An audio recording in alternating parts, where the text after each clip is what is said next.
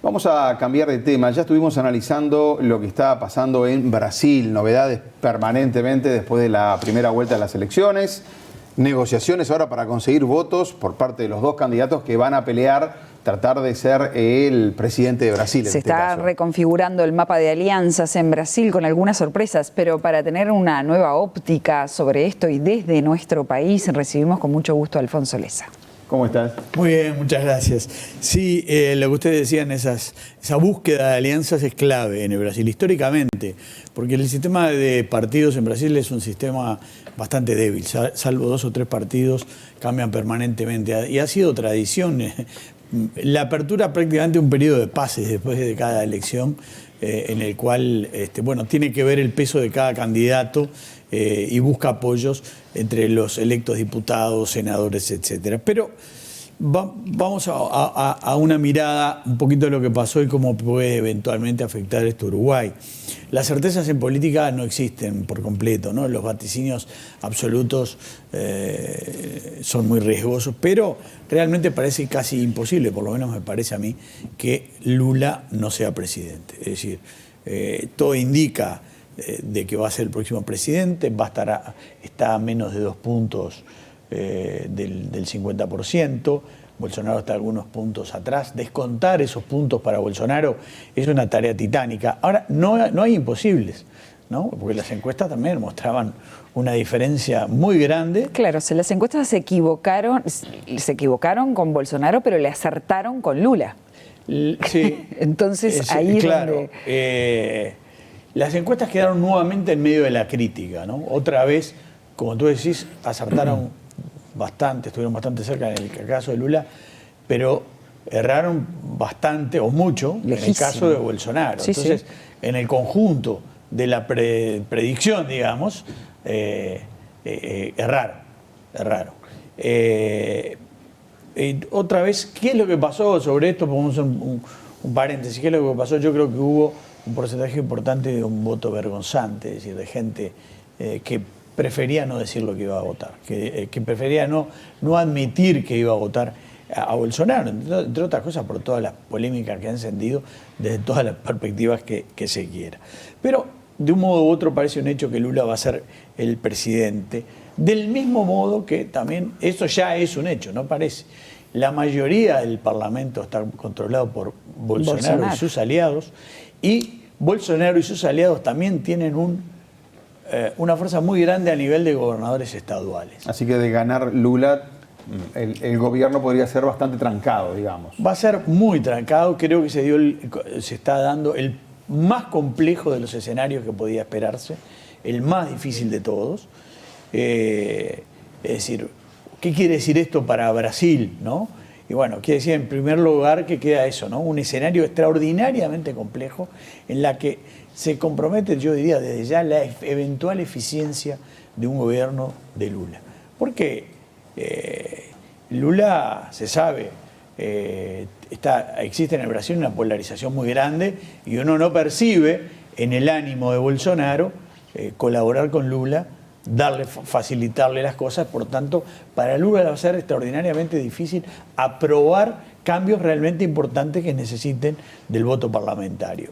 Se están buscando los apoyos ahora para ganar la elección, pero lo del Parlamento ya está definido. Puede haber algunos cambios después, gente que cambie de idea, en fin, es difícil. O sea, Brasil arriesga ser o quedar como un país políticamente bloqueado. Aquel Lula que llegó con toda la fuerza en su primer gobierno, a mí me tocó un grupo de periodistas invitados de América Latina.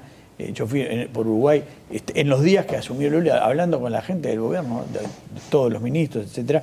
Bueno, había una fuerza muy grande, un respaldo muy grande, popular, no había pasado entre medio todo lo que pasó, y además había una mayoría ahí que le daba cierta tranquilidad para poder actuar. O sea que va a tener que trabajar mucho Lula si gana, como parece, para poder aprobar cualquier otro tema. Con respecto al Uruguay, ¿qué puede pasar con respecto al Uruguay y con respecto a la política internacional de Brasil en general? Bueno, si el panorama interno es complejísimo, también es muy difícil saber qué va a pasar en este tema. Aunque hay una tradición, y es que Itamaraty, la Cancillería brasileña, ha sido un enorme poder por sí mismo a lo largo de la historia y ha tenido determinadas líneas y jerarcas que se han mantenido desde la dictadura militar hasta ahora, pasando por los gobiernos del PT. Es probable que existan, si gana Lula, gestos de acercamiento a los países de la región, el intento de fortalecer de vuelta algunos grupos políticos que funcionaron en su momento, que busque potenciar sus relaciones con la izquierda y que busque potenciar su imagen internacional de modo de potenciarse también internamente. Y con respecto al Uruguay, ¿qué va a pasar? Es muy probable que sea muy cauto con respecto al Uruguay, que no asuma riesgos, que evite, digamos, irritaciones con Argentina, por ejemplo, y potencias como China. Así que no le facilitaría al Uruguay uno de los principales objetivos en su política externa, que es esa posibilidad de hacer tratados bilaterales con otros países. Yo diría, para ir terminando, que hay algunas limitantes que tiene Lula en su eventual política exterior y en esa idea de proyectarse hacia el exterior como idea para fortalecerse hacia adentro. En primer lugar, la atención que le va a tener que prestar a los problemas domésticos, mucho mayor que en el pasado.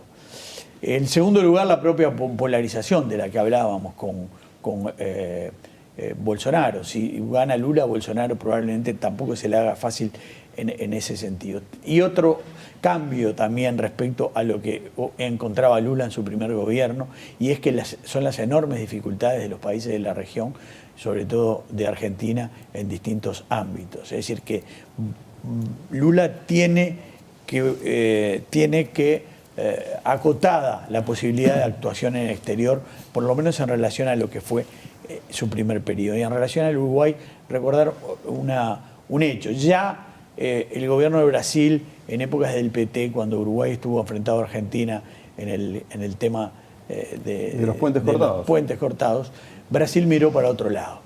Es decir, Brasil no atendió los reclamos de Uruguay, no lo apoyó, no hizo cumplir la normativa o no apoyó la normativa, e incluso pronunciamientos de órganos del propio Mercosur que le habían dado la razón al Uruguay.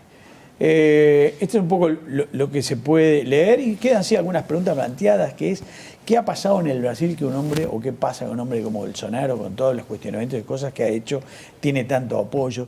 ¿Qué tanto de esto se debe a aciertos de Bolsonaro, errores de Bolsonaro o aciertos de Lula y del PT? ¿Y qué va a pasar en el futuro con el PT y con Lula? Porque muchos dicen que el PT ha tenido que recurrir a Lula, entre otras cosas, por una falta de renovación importante. Muchos desafíos, muchas preguntas que quedan pendientes. Algunas ya han sido contestadas con la propia elección, otras van a ser contestadas cuando se enfrenten mano a mano, con un gran favoritismo de Lula, pero no se puede decir a priori que los dados estén 100% echados, ¿no? Sí, claro. Además, Alfonso, hay 30 millones de personas que no votaron en esta elección en Brasil. Son 5 millones la diferencia entre Lula, ¿no?, esa ventaja que le saca a Bolsonaro. Así que es un capítulo abierto. Más allá de que Lula está, como tú decís, en la puerta de ganar, ¿no? Ese es un dato muy relevante. Cerca de un 23%, casi la cuarta parte de los habilitados no votaron. ¿Por qué? Bueno, hay explicaciones diversas, pero ¿van a votar? ¿No van a votar? ¿Los van a llevar a votar? ¿Puede cambiar eso la ecuación? Es otra interrogante que queda flotando. Gracias. Gracias.